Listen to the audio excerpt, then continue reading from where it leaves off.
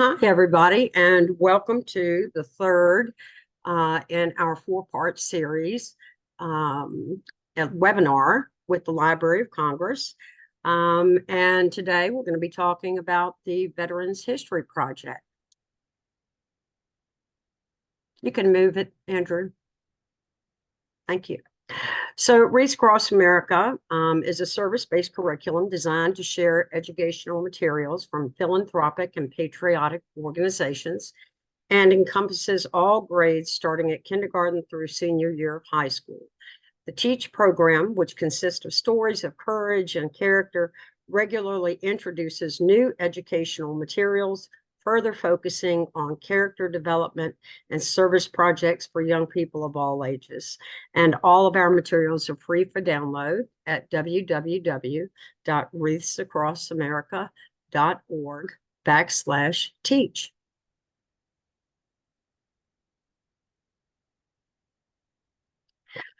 We have many lesson plans, so whether you are in need of something for Veterans Day or something for Election Day or any type of Patriot Day, any type of lesson plan, you can log on to the website and check those out. We encourage you to download them. They're also available on our Teachers Pay Teachers site.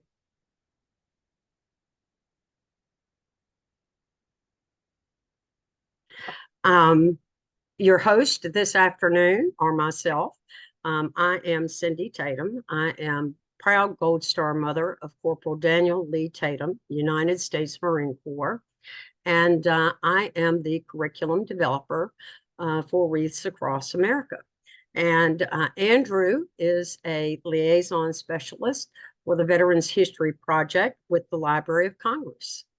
And so welcome, everybody. We're glad that you could be here with us. Well, thank you very much, Cindy. As Cindy said, I'm Andrew. I'm with the Library of Congress Veterans History Project. My job is to teach people how to participate in VHP, and that is both actually by creating the collections, which we're going to focus on today, but also using the collections both at home and in the classroom. We've got a bunch of resources for teachers and classrooms on our website, loc.gov/vets. So as I mentioned, the first two webinars in the series that we have done first focused on a general overview and then using our collections for research. So in case you missed those, I'm going to do a real quick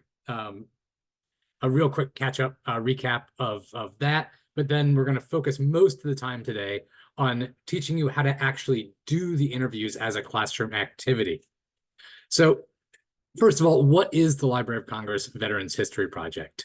Well, we are a primary source archive that is part of the Library of Congress, and we were created in the year 2000 to share the firsthand accounts of American veterans so that future generations can hear directly from them and better understand their selfless service.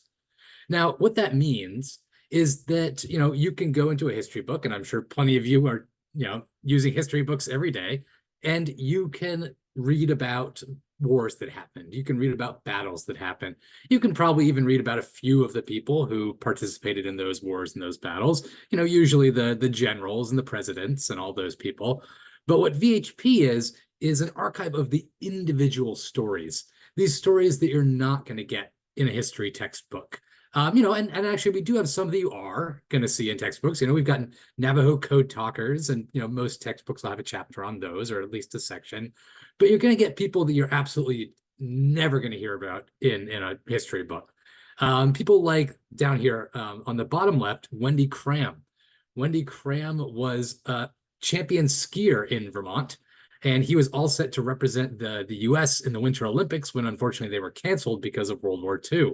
Well, Wendy did his patriotic duty. He enlisted in the Army, and in a rare instance of the Army actually, doing what it's supposed to, they sent Wendy to Leadville, Colorado, to join the 10th Mountain Division at Camp Hale so that he could teach U.S. Army soldiers how to ski in anticipation on the assault of the Italian Alps. He deployed with the people he trained, was shot and injured only 2 weeks into the battle, came back, spent the rest of the war back at Camp Hale devising new methods of alpine warfare. If you've ever gone to the ski slopes to a ski resort and you've seen those big tracked vehicles they have grooming the slopes called snowcats, Wendy helped invent those during his time at Camp Hale. He also, after he left the service, he became a ski instructor in Sun Valley, Idaho, and became close personal friends with Ernest Hemingway. Just a really cool story that you are not going to read about in a history textbook. Another one, this lady right here, she was an avid crossword puzzle person and she would, every day she would do the crossword puzzle in her local newspaper. And one day there was an extra puzzle and it said, if you can complete this puzzle, call this number. So she completed it. She called the number, and a few weeks later, some gentlemen in suits came knocking at her door and saying, "We're from the Army. Would you like a job?" And it turns out she was recruited into one of the most top secret projects of World War II, second only to the Manhattan Project. They were called Code Girls, and they worked in Washington, D.C., trying to decrypt the German and Japanese codes. It was one of the most important and secret projects of the war, so secret, in fact, that she had to tell her husband that she was a secretary. She couldn't even tell her husband her actual job. And it wasn't declassified until only about 10 years ago. So these people, and there was over 3,500 code girls working there, they couldn't tell their families what they did for 50 years after the war.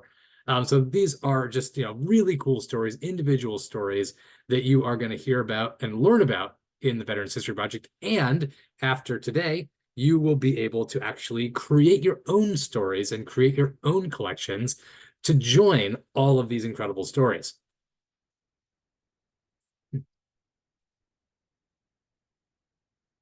And the way that we share these stories is via primary sources.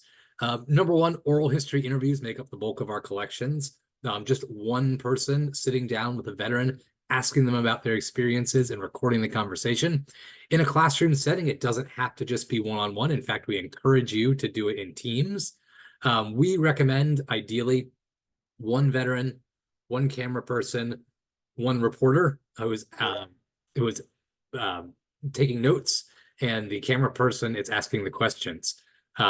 Then you can do that. You can split up into groups and have that be a classroom activity, or you can, as long as the veteran is okay with it, because sometimes it can be a little overwhelming, you can also do a classroom group interview where the veteran sits in front of the class and you record his questions, his answers, with the whole class asking them questions. It's really up to you how you want to do it. We only have a few simple rules to submit, and I'm going to go over those in just a bit. In addition to those oral history interviews, we also accept original correspondence, letters written to or from veterans during their service, along with original photographs and artwork, original diaries, journals, and memoirs. All of these are primary sources that we gladly accept from veterans. The cool thing about these letters, these photos, these diaries, is that a lot of times during these oral history interviews, veterans are talking about things that happened 10, 20, 30. In the case of World War II veterans, now things that happened over 75 years ago. And while many veterans still have incredible memories and great stories to tell, sometimes things get hazy, details get lost, stuff gets exaggerated, which is fine. That's all part of a veteran's story and experience. However, we absolutely love it when veterans donate these letters and photos and diaries, because that's a snapshot of their service and their experiences as it was happening. And it's going to be the most vivid, the most accurate representation of their service. And because of that, it's going to be incredibly useful for both historians and also general public users like students in classrooms like yours doing research on their own research projects. Now, I mentioned that those letters, those photos, that artwork, all of those have to be originals. We can only accept here at the Veterans History Project, we can only accept original materials. Can't take copies, can't take scans. And there are a few reasons for that.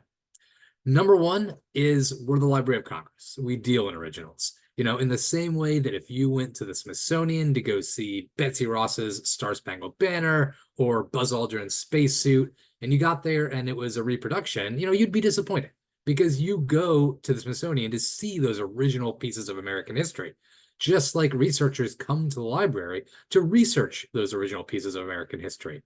And sometimes it's not just the information they're looking for. Sometimes the actual material itself tells the story.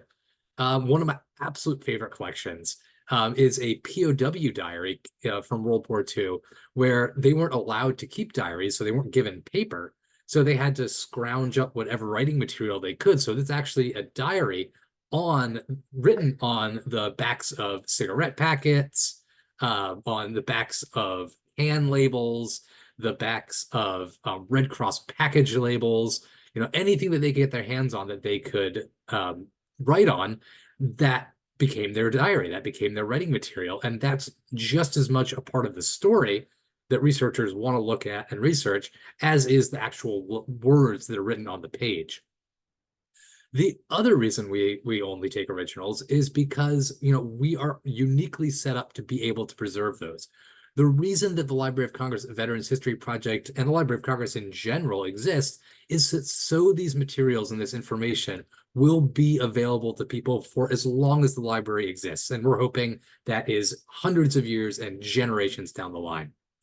Now, because of that, we have teams of professional preservationists, conservationists, and restorationists whose only job it is to make sure that these original materials remain in pristine condition for as long as the library has them. And regular people just aren't set up to do that kind of specialized work. Now, why is that important? Well, because one example is this diary that you see right here. That was Albert John Carpenter's diary from World War I.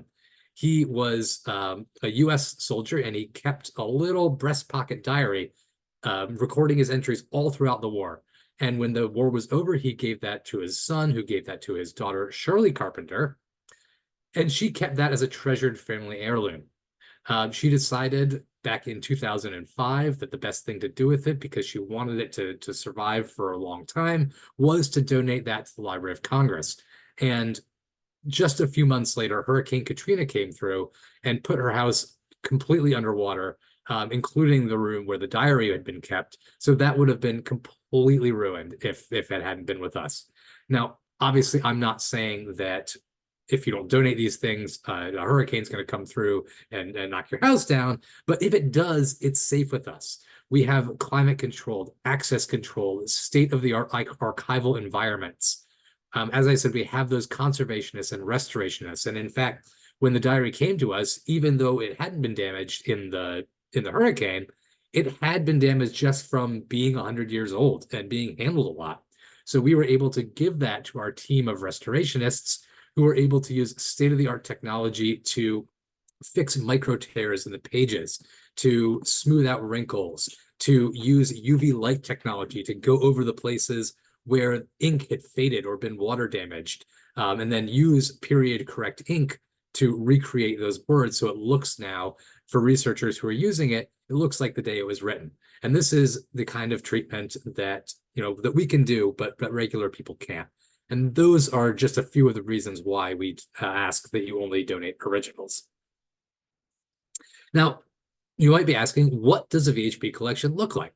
Every veteran who participates gets their own page on our website, which includes the actual collections material, whether that's oral history interview or photos or letters or a diary or anything like that, along with service history, all of which is cross-referenced. So if you click on, this is just a picture, but if you were on our actual website and you clicked on USS Thatch, that would bring you to all of our collections from other veterans who also served aboard the USS Thatch. If you clicked on Afghanistan or San Diego or Kuwait, that would take you to all of our other collections of veterans who served in those capacities.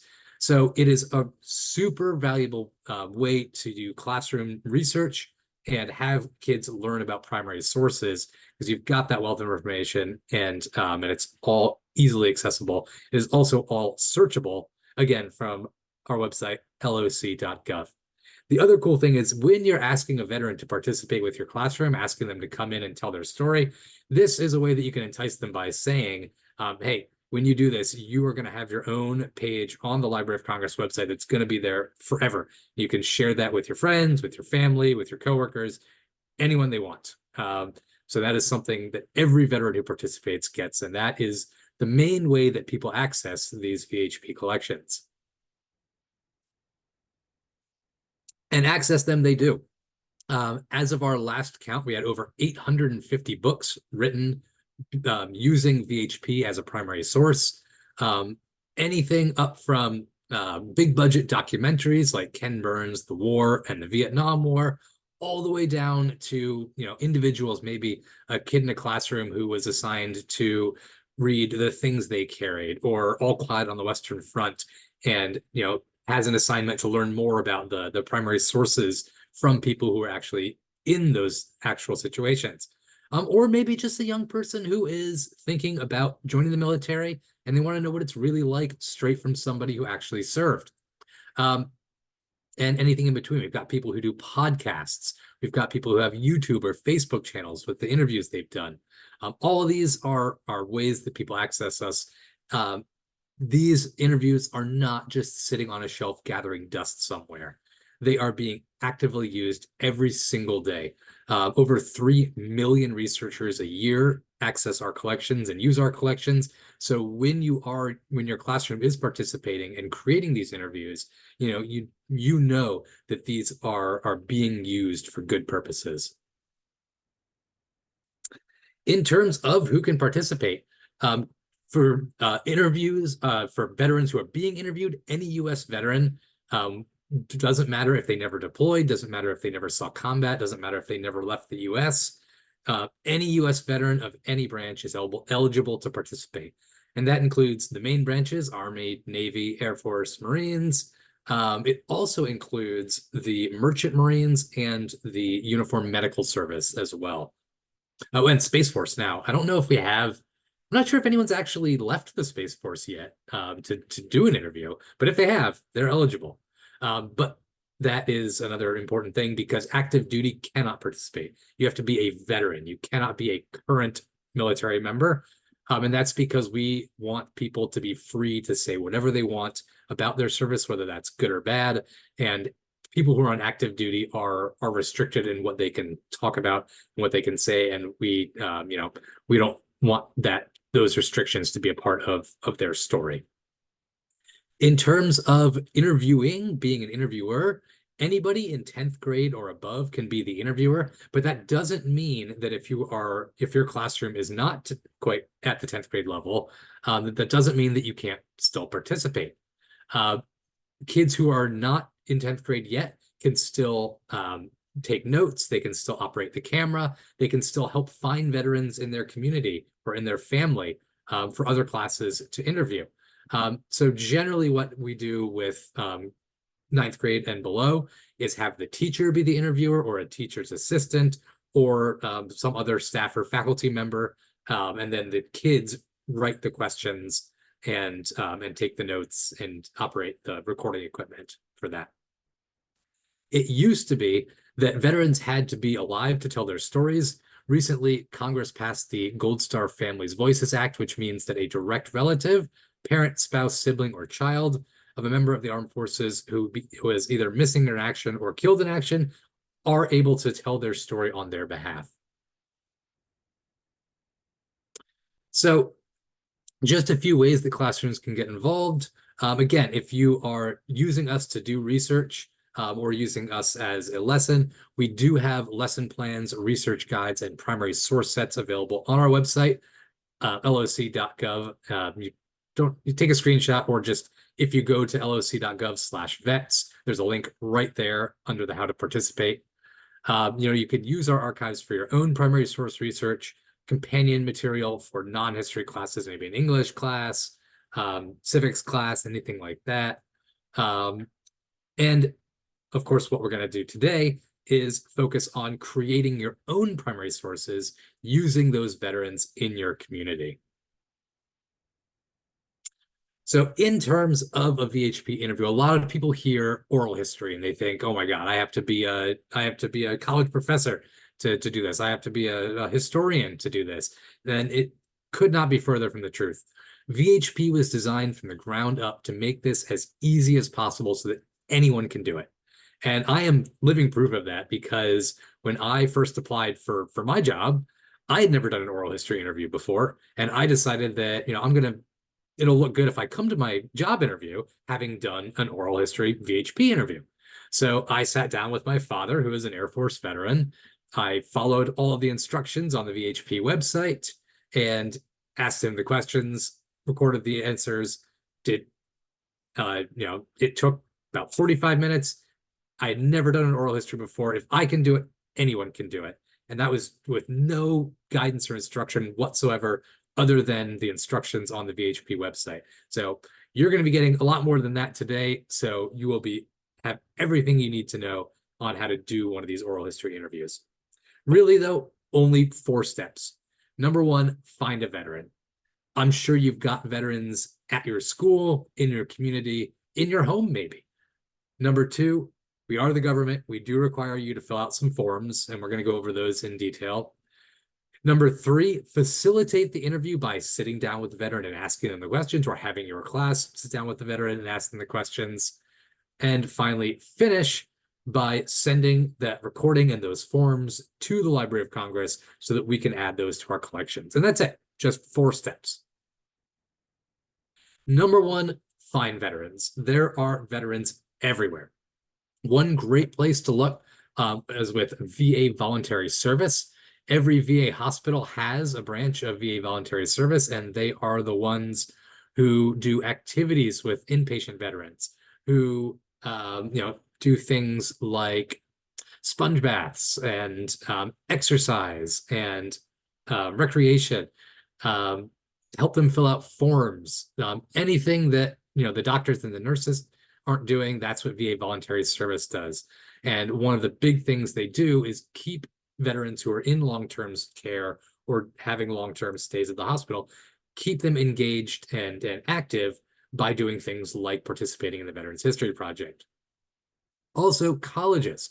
Nearly every college campus has a Student Veterans of America chapter, and at the SVA website, all of those chapters and their contact info is listed. So you can find a college near you that has an SVA chapter, and it'll actually tell you the email address of their chapter leader. And you can write an email saying, hey, do any of your student veterans want to come in and tell their story from my classroom? Hospice and elder care. Much like VA Voluntary Service, every hospice or elder care facility has these dedicated either volunteers or staff members whose job it is to do enrichment for residents. I guarantee you, if you talk to a hospice or elder care activities director and let them know that you are looking to interview their veteran residents for the Veterans History Project, they will have a line out the door for you because it is such a good and engaging activity, especially in these facilities where not a lot of the residents have regular visitors or a lot of outside interaction. So it's not only great for your classrooms, it's great for the residents because they get to have somebody who's interested about them and their lives. Historical societies, museums, libraries, any sort of those community history organizations, as well as veterans service organizations, American Legion, Disabled American Veterans, Vietnam Veterans of America. All of those places are going to be places that have chapters or outposts probably in your town or your city and would be glad to talk to you and help you find veterans to interview. So once you've found a veteran willing to share their experiences, the only other things you need are some sort of recording equipment, which we will go over in just a sec, a quiet room, or in the case of a lot of classrooms I've been to, not so quiet room, but the room's the important thing, and a VHP field kit, which has background information on VHP, detailed instructions on how to conduct the interviews. It's got sample interview questions, so you don't even have to make up your own questions if you don't want to, although we certainly recommend that you do, and we're going to be going over how to create good questions in just a sec. Rules and guidelines, submission instructions, and of course, those required forms. Now, I'm more than happy to send as many paper copies of the field kit to you as you'd like, or they're available for download in a fillable PDF at our website, again, loc.gov/vets. Now, here's where it gets a little bit boring because this is where we talk about the forms. However, these are really, really important for a number of reasons. Number one is because we were established by law, we have zero wiggle room on these forms. The law says that, these interviews have to have the forms. That means it can be the best interview anyone's ever done for us. And if it doesn't have those forms, we can't accept it. Number two is this is how these forms, this is how not only we categorize and database our information, this is how outside researchers find what they're looking for as well. So you'll see on the biographical data form, we've got what branch, what rank, what units they served in, what locations. If you remember, all of that stuff was also on the veterans page on our website. That's the cross-referenced linked metadata that allows people to search for and find the materials that they're looking for. So if you've got a World War II veteran who fought in the Battle of the Bulge, they were Battle of the Bulge down here under battles and campaigns, that now becomes searchable and linkable. So when a researcher who is writing a book on the Battle of the Bulge searches Battle of the Bulge on our website, this veterans forms and collection will come up because they wrote it down there. So that's why the biographical data form is incredibly important. One big question we get on this is why do you need my address? Why do you need my phone number? Why do you need my email? Why do you need all this personal information? The reason for that is located actually here on the Veterans Release Form, because what the Veterans Release Form says is the Library of Congress only has permission to make this available to researchers for nonprofit and educational purposes. It also says that the veteran retains all copyrights, all likeness rights, all story rights, all rights surrounding them and their experiences.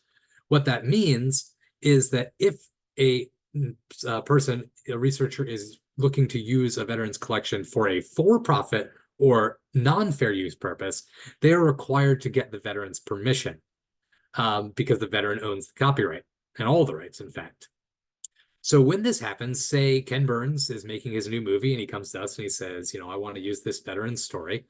We can go into that biographical data form, find that veteran's contact information, reach out to the veteran on the content creator's behalf, and then if the veteran consents, then we'll put them in contact with the content creator. At no point are we giving away this personal info to anybody outside the Veterans History Project. The content creator comes to us, we go to the veteran, we put the veteran in contact with the content creator, and at no point are we releasing that personal info. So that is why we need that info, is we do need veterans to be able to be contacted in the event that somebody wants to use their story for something not covered under the fair use dictated here in the Veterans Release Form. So that's the first two forms. The third form is the Interviewer's Release Form, says the exact same thing as the Veterans Release Form, except for the interviewer. That also needs to be turned in with all the forms. And then finally, the AV log form. This is the form that trips up most people, but it's actually the form that can increase classroom participation, because that's an extra job for a student to do, is to fill out the AV log form. So what this is as you're doing the interview, and if you're doing the interview solo, you can either be doing this at the same time you're asking the questions, or you can go back and do this as you're watching the recording, or, and this is why we encourage you to do it in teams, or you have one person asking the questions, one person working the camera, and one person filling out this AV log form. And what this is it's just a brief description of the topics of conversation covered in the interview. It's not a transcript. It's not word for word. It is just sort of a chapter listing of what's talked about during this oral history. And the reason for this is because all of this also goes into our database and also becomes searchable. So the more detailed you are here, the more searches it's going to show up in, the more people are going to see this veteran's collection. And as you can see, again, it's not a transcript, and it's just a basic idea of where in the interview this is happening. Doesn't have to be down to the second or really even down to the minute, just, somewhere close. And then what they talked about, or what the gist of that story they're telling was. So at 12 minutes, they reported to Great Lakes Naval Station. That's all they had to write. Maybe it's a whole story about getting on the train from their hometown in Kansas, the first time they've ever been on a train, getting on a bus from the train station, being really nervous because, it's basic training, who knows what's going to happen, all that stuff, story that they're telling. Don't have to write that, just reported to Great Lakes Naval Station, because that's the gist of the story. Then as you can see here, this is our backend database where all of this info goes and what you are searching when you're searching our website. All right, you've found the veteran, you've filled out the forms. Now it's time to actually do the interview. Before you do the interview, you got to know just a couple requirements. We don't have very many rules at the Veterans History Project. We really only have two. Number one is what we call the 30-20-10 rule. And that is, to establish a collection, a veteran must have one of the three following things. Either 30 minutes worth of oral history interview, and that's either video or audio, or 20 pages worth of written memoirs, or 10 pieces of primary source materials like photos, letters, or artwork. Now, once you have one of these, the rest don't matter. So if a veteran sits down and does a 35-minute interview and then has 2 letters they want to donate, well, that's fine because they already qualified with that 30-minute interview. If they want to donate 15 photos and they only have time for a 10-minute interview, that's fine too, because they already qualified with those 15 photos. Now, say they do a 15-minute interview and want to donate 5 photos, well, they can't do that because they didn't check one of these qualifying boxes. So as long as you have one of these 30, 20, or 10, you've established a collection, and after that, nothing else matters. The only other rule is that when you are donating materials to us, they have to be on a CD, as long as they are interviews. Sorry, the original materials do not have to be, but the interviews have to be on a CD, DVD, USB drive, mini DV tape, or cassette tape, and only one interview per piece of media. So if you interviewed 5 veterans in your class, we do need 5 flash drives or 5 DVDs. But that's it. Those are the only 2 rules we have. So once you know those requirements, you can start selecting your recording equipment. You are basically free to do anything, to use anything that can end up on one of these things. So, you can use a professional video camera setup like we have in this example. You download that off the, it records to an SD card. You download that onto your computer, you put it onto a DVD or a USB drive. Perfect. Most people these days tend to use, a smart device, a smartphone or a tablet like an iPad or a Surface. Again, totally fine. Those, you can generally hook those straight up to a USB drive, maybe not a phone, but a tablet, and then output that right there. But whatever you are most comfortable with, whatever meets your needs and your budget, if all you've got is a old cassette recorder, then use that. That's totally fine. And then finally, once you have selected what kind of recording equipment you're going to use, the only thing left is to actually ask the questions. And as I mentioned, we have these questions available for you. We have a whole set of sample questions on our website, loc.gov/vets. But these are only suggestions. These are not required. And honestly, we don't encourage you to just use these questions every time. It's a great framework, a nice crutch for your first few times to do an oral history interview, but we really do encourage you to ideally do a non-recorded pre-interview with your veteran ahead of time so you can learn a little bit about their service and then custom craft questions tailored to their individual experience. The only thing that is required is what we call the lead, and that is identifying the name of the veteran, the name of the interviewer, the date, and the location. And I like to get that out of the way all at once. My name's Andrew Huber. I'm interviewing Lieutenant Dick Winters. It is August 13th, 2024, and we're in Washington, D.C. Boom, done. You can start asking your questions. Now, if you have maybe younger kids in your class or anything like that, and they're not experienced with doing interviews or asking questions, then yeah, again, totally fine to just use this and go straight down the list. However, we very much encourage you to go off script and ask those custom tailored questions, hopefully questions that you created after doing that little pre-interview. So what is a good custom question? Good questions are open-ended questions that can't be answered with just a yes or a no.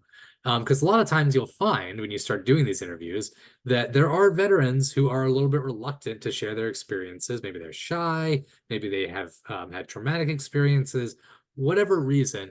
You may find that if you ask a yes or no question, you only get a yes or no answer. And let me tell you, it takes a lot of yes or no questions to fill up 30 minutes of interview time. So instead of asking questions that get an answer, ask questions that get a story. So for instance, if you did that pre-interview and you learned that this veteran you're interviewing was a Vietnam veteran and that they were drafted, instead of asking, were you in Vietnam? Yes. Were you drafted? Yes. You could ask something like, describe for me how it felt when you were drafted. That way, you get the story behind it. Maybe they are 18 years old, just out of high school, sitting on the family sofa watching Dick Van Dyke, when all of a sudden it's interrupted by the draft lottery, and they're sitting there with their whole family, terrified that their birthday is going to be called and they're going to go to war, and what that felt like when it was called, and they realized that, oh my God, this is happening. I'm going to war. That's a story that you can get from a question, an open-ended question. Ask them something like, instead of asking, did you go to Vietnam? Yes. What was a typical day like for you in Vietnam? Describe for me, what your job was, what your living situation was. What did you do on a typical day? Those are open-ended questions that can get stories instead of just answers. Relationship-oriented questions.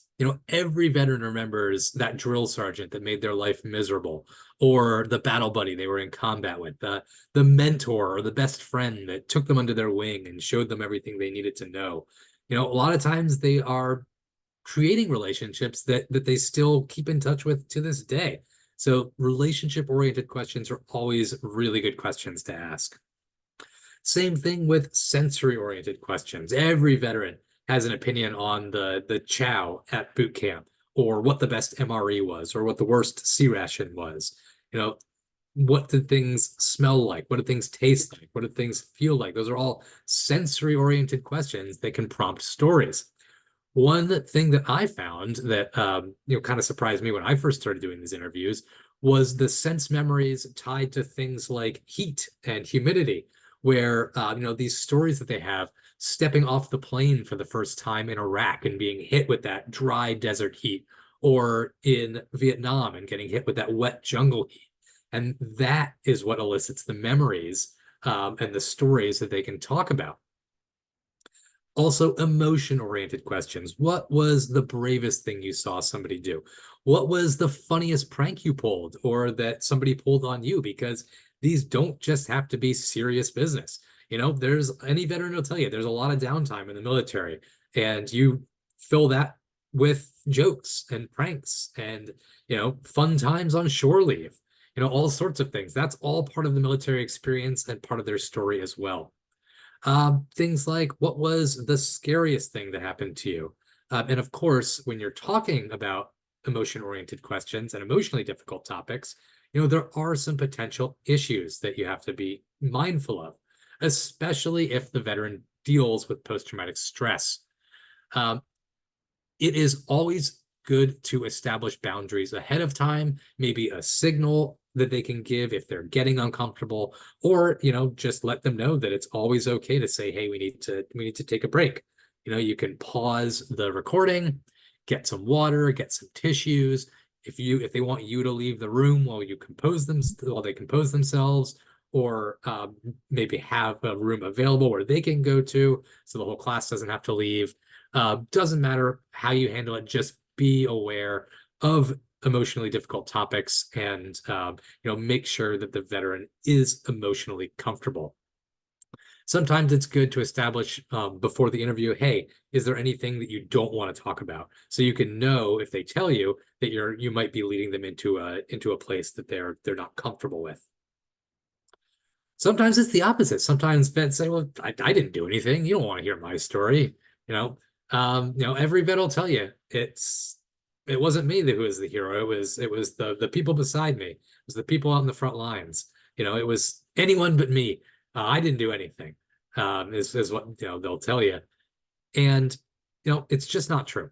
Not only is it not true, it doesn't make sense from an oral history standpoint, because we are not here just to get the Saving Private Ryan Medal of Honor stories, storming the beaches of Normandy. Great, those are awesome stories, but we're not here just for that. We're here so that every veteran who has an experience can share that, and that people can learn, because you never know what researchers are looking for. A few years ago, we had a corporate historian from IBM come in, and they wanted to know about veterans who had learned how to program computers in the military and then use those skills to go on to work for IBM. Well, I guarantee you that all of those veterans who told their stories about that said, well, you don't want to hear my story. All I did was program computers. Well, guess what? That was important to somebody, because every veteran's story is important, and researchers are always looking for something new and different. Another big issue is, most veterans work with classified material in some capacity at some point in their careers. I'm not qualified to tell you what is or isn't classified. You're not qualified to tell a veteran what is or isn't classified, unless you're teaching at the Naval Academy or something. But probably you're not qualified to tell a veteran what is or isn't classified. So if there is any doubt or question, always best to err on the side of caution, because these are going to be publicly accessible materials. And if classified information is divulged, the veteran would be responsible for that. And then finally, safety concerns. Safety obviously is always the number one priority. You may be interviewing people that you don't know very well. Maybe you're just meeting for the first time. If there is any sort of safety concern for you or your class, we always want you to be safe. That is the number one priority. Do not jeopardize your safety just to get the interview, just to finish the interview. We would much rather you be safe and you be comfortable than to have that interview. Just a few tips. We talked about making sure the veteran is in their comfort zone emotionally, but also we need to make sure they're in their comfort zone physically. Make sure the classroom is not too hot or too cold. Make sure that they've got a comfy chair to sit in, because they may be sitting for an hour plus. Make sure that there's not a light shining directly in their eyes. Anything like that, just to make sure that everybody is as comfortable as possible. Again, cannot stress this enough. If at all possible, do that pre-interview and do your research, because there is nothing that's going to get you to lose a veteran's trust faster for them to realize that you have absolutely no idea what you're talking about. Practice active listening. That means not just waiting for your turn to ask the next question or your student's turn to ask the next question. Really be listening to what they're saying and using that active listening to formulate follow-up questions. Come at this like a researcher. If a veteran's telling a story and they're, glossing over details or making a real short work of a story that you think is interesting, well, if you think it's interesting, then a researcher is probably going to think it's interesting. So it's always okay, not just okay, encouraged to ask follow-up questions. Ask them to expand on things that you think are interesting, because if you think it's interesting, the researchers are going to as well. Always double check your equipment. There is nothing worse, ask me how I know, than having to tell a veteran, hey, you just did an incredible job telling your story. You poured your heart out and I forgot to hit record, or we ran out of batteries halfway through, or we ran out of storage space. Don't do that. Don't put yourself in that situation. Always double check your equipment. And of course, I probably don't even need to be telling you this, but always make sure you and your students are patient and respectful. Some tips specifically for mobile devices, because that's what most people do tend to use these days. Number one, as I mentioned before, always double check that equipment. Make sure you've got sufficient battery life and storage space. If at all possible, be plugged into the wall or a power bank so you don't have to worry about battery life. In terms of storage space, to get that minimum 30 minutes for the interview, if you're recording at 720p, you need at least 2 gigs of space on a device. If you're recording at 1080p, that goes up to 4 gigs. And if you are recording in 4K, as a lot of new top-of-the-line models do these days, you are going to need a whopping 11 gigabytes of space per 30 minutes. And that's the absolute minimum. So we don't actually need it to be that good. 4K is, it's great for blockbuster movies, not so necessary for oral history interviews. So what we recommend is if you've got, a top of the line iPhone or Galaxy, one of those that is recording at 4K as its default, go into those settings, turn it down. 1080p is fine, even 720 is fine. It'll save your storage space, it'll save your battery life, and it just makes things easier. Make sure to put your device in airplane mode before you start recording. You don't want to get interrupted by calls or texts. And get a little tripod. That'll make your life so much easier. Trust me, you do not want to spend 30 minutes holding out your phone like this. It is miserable, and it's going to be miserable quality. By the end of that, you're going to be swaying and shaking all over. It's going to look terrible. Also, these things are so cheap. I just went on a work trip out to Hawaii, and the airlines lost my luggage, which had all of my tripods in it. $6.99 at Walmart. Got one of these. $6.99. And I understand teachers these days, everything comes out of pocket. Nothing is paid for anymore, and it's awful. It's terrible. It shouldn't be that way. But it's not a huge burden, luckily. So, all right, you have done 3 out of 4 steps. You found that veteran, you've filled out those forms, you have asked the questions and recorded the answers. Now, all that's left is to finish the process by collecting those forms, making sure everything's filled out correctly. Make a copy. This is important because, as you'll see on the next slide, it does take us a little while to process these, and we want the veteran to be able to have it and share it as soon as possible. Transfer that recording to whatever media you're going to send it to us on, that USB drive, DVD, CD, whatever, and then send everything to us here at the Library of Congress. That's our address. We have it plastered all over our website as well, in case you forget. It's on our field kit, it's on our brochures, it's on our bookmark, it's on our website, or just take a screenshot here. One big thing to note is do not use the United States Postal Service when you are sending us your materials. The reason for that is because back in the early 2000s, somebody mailed anthrax spores to various offices on Capitol Hill. And ever since then, all USPS mail to the Capitol Hill complex goes through an enhanced screening process that involves irradiating the mail to kill any potential biological agents.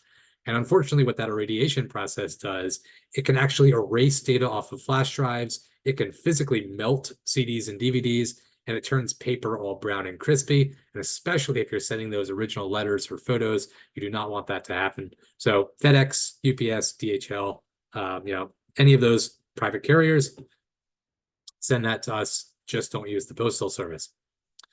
Once we receive it, we will make sure it meets all of our requirements. The review and processing takes about 8 months. Actually, we're actually probably up to about 12 now, which is again why we ask that you give the veteran a copy, and that doesn't have to be a physical copy. That can be, you can upload that to a YouTube page or a Facebook page and share the link with them. However you want to do that, totally fine. If at any point there's something wrong with your submission, maybe it doesn't meet that 30-20-10 rule, maybe the file is corrupted, whatever, we're going to do what's called disposition, where we send you everything that you sent to us right back to you with a letter explaining why we couldn't accept it and what you need to do to fix it. once it's fixed, or if it was perfect to begin with, you'll get your confirmation. We'll send you a little postcard that says, we've got it, it meets our requirements, it's going into our collections, and then it will be available for viewing by researchers. And that's it. That is Veterans History Project interviews in a nutshell. If you would like, I absolutely love doing guest lectures for classrooms. Any questions you have in terms of how logistical, how do you set this up, procedural, how do you do this interview, anything like that.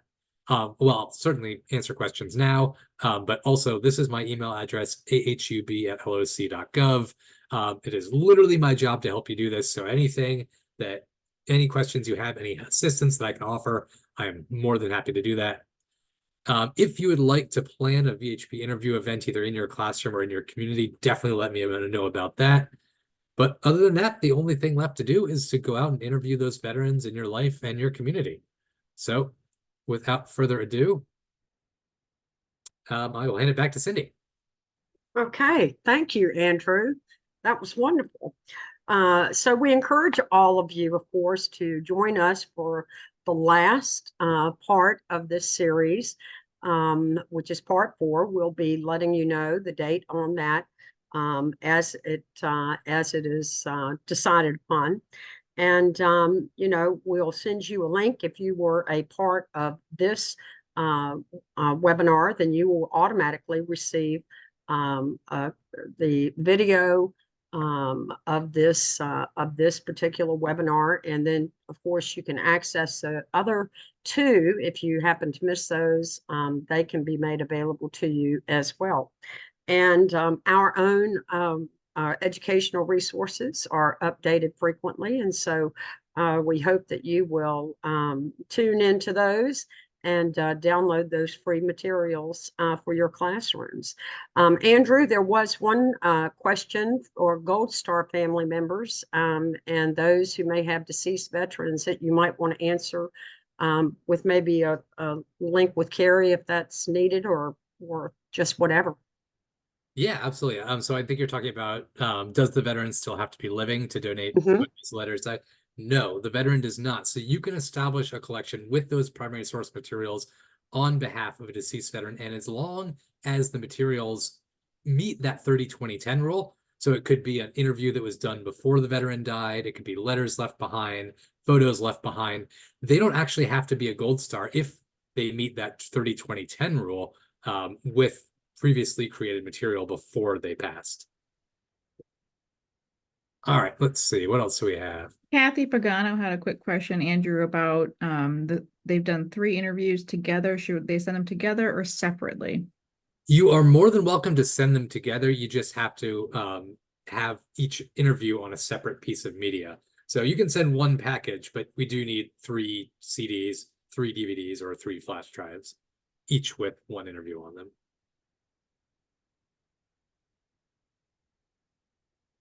So does anybody else have any questions for Andrew? Yes. So I've got, how about the retrieval part of these preservations?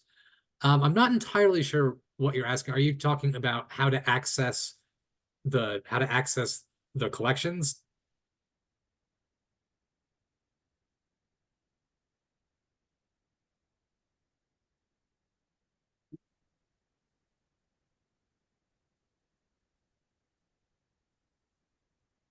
All right, well, while I wait for them to possibly reply, all of our collections can be accessed at, okay, wonderful. Yes, our collections can be accessed at loc.gov/vets. And I will very quickly.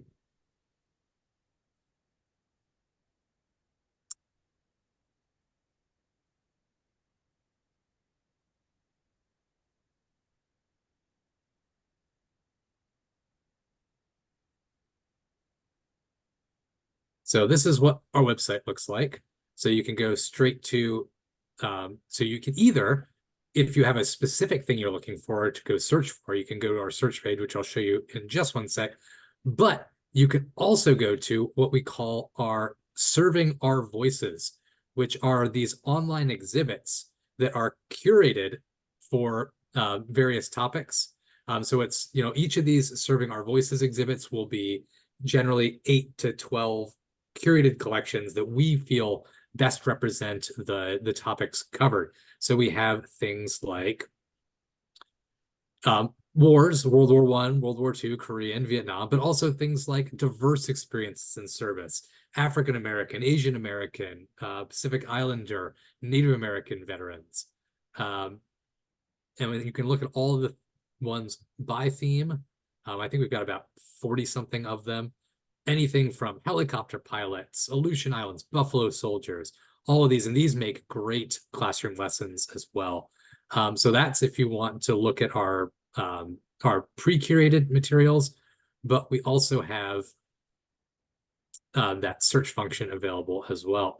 So we can go back to the home page.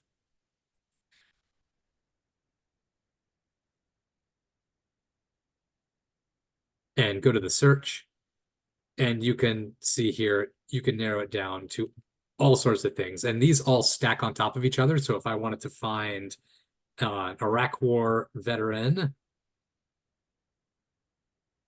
who is female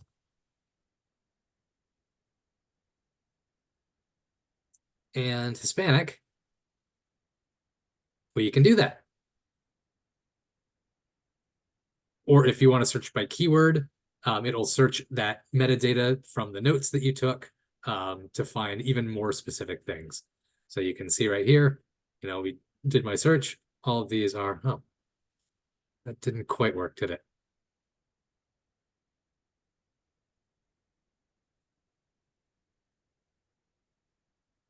There we go. All right. So you can see these are all of our female Hispanic Iraq War veterans. And then you can click on there, get to their collection page, and view their collection straight from that. So that is how you access. You can also go to our information for educators page, where that has lesson plans and primary source sets as well. All right, anything else? Thank you, Andrew, and thank you, Cindy. Of course. Yes. Thank you, Andrew. Great information. Well, thank you all very much.